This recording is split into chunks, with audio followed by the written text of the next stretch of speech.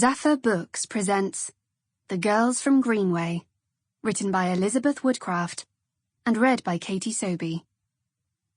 This audiobook is brought to you by Memory Lane, a special community for the very best saga writing from authors you know and love, and new ones we can't wait for you to meet.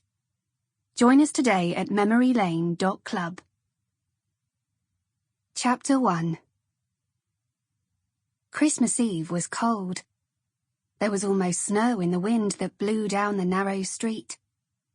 Roger had finally decided what he wanted: a jumper from Battini's. So, head down against the sleet, Angie made her way to the new boutique.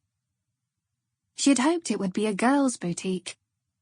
Chelmsford was no London, and if they wanted anything really up-to-date, she and her best friend Carol had to trek over to Southend or Stratford.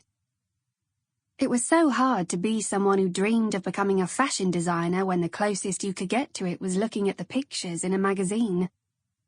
So even when it turned out to be a men's boutique, she was still interested. It had been a horrible afternoon. She'd traipsed round a million shops trying to buy presents for people.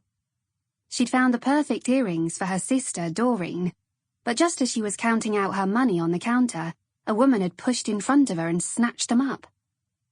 Coming out of the shop, Angie realised she'd lost £0.50 somewhere, so she had no present for Doreen and even less money to spend on it.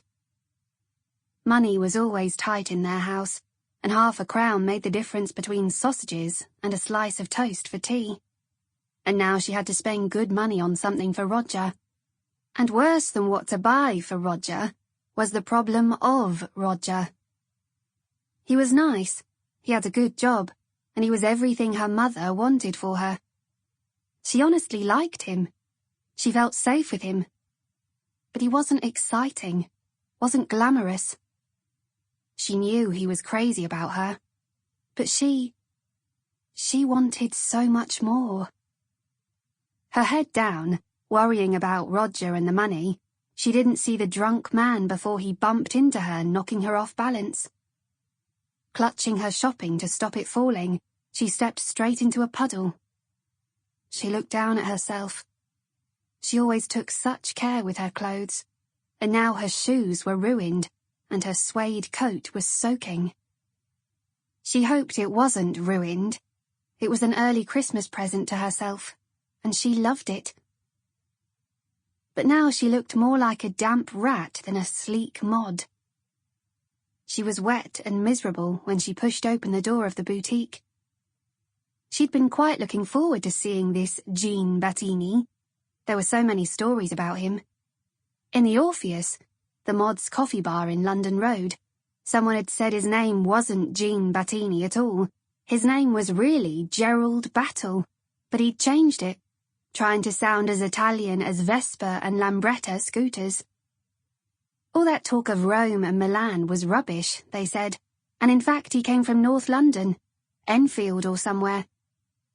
But the boys in Chelmsford were themselves all talk at times. Perhaps Gene Battini was the real thing. At least he was working in the right business. But now she really didn't care. She just wanted to buy this jumper and get on with the rest of her shopping. The boutique was empty, except for the clothes, racks of jackets and trousers and shelves of shirts. It smelt of the new wood that lined the walls, with the smell of new clothes added in. There was a small Christmas tree glittering on the counter in the corner. A man came out from the back, shrugging into a sheepskin coat. He looked older, 26, maybe 28, too old to be working in a boutique. He was very tanned.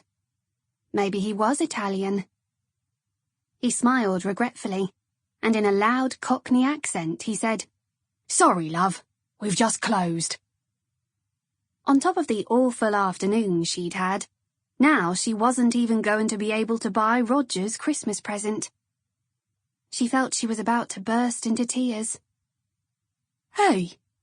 The man's smile vanished. He looked worried. "You okay? Want to sit down? Want a glass of water?" "I want to buy a jumper."